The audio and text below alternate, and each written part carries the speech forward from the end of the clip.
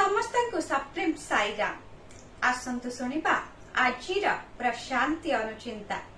प्रति मुहूर्तरी मृत्यु आड़क अग्रसर हेउथुबा एही जीवन को अमरत्व आड़क अग्रसर रे परिवर्तित करिबा पई आमको कौन करिबाकु पड़िबा।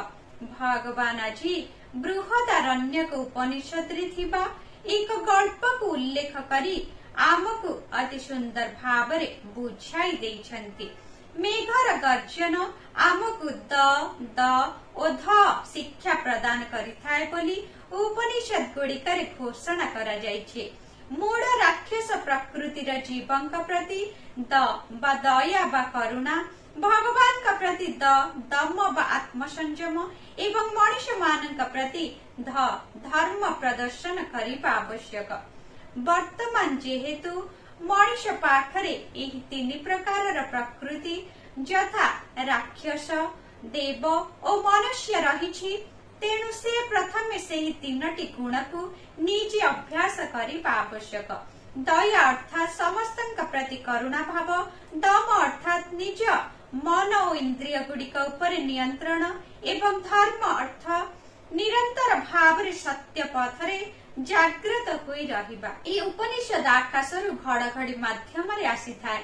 प्रत्येक व्यक्ति श्मशान आड़क यात्रा करी चलीछन्ति। प्रत्येक दिवस तुमको मृत्युर मुहूर्त आड़क निकटतर करी चलीछि।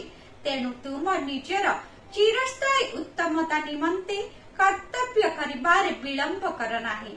तुमे निजे ही शिव बोली जाना।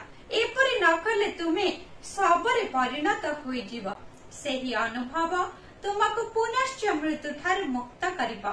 सर्वप्रथमे तुमर मन को भगवान का नाम जप और महिमा गानर वास्तविकता विषय रे बुझाइबा को पड़िबा, जहा द्वारा तुमर जीवा छोट छोट विष वासना रे जड़ित हेब नाही किंबा मन कोनसी निम्न स्तर क्षेत्र रे प्रवेश करिब नाही।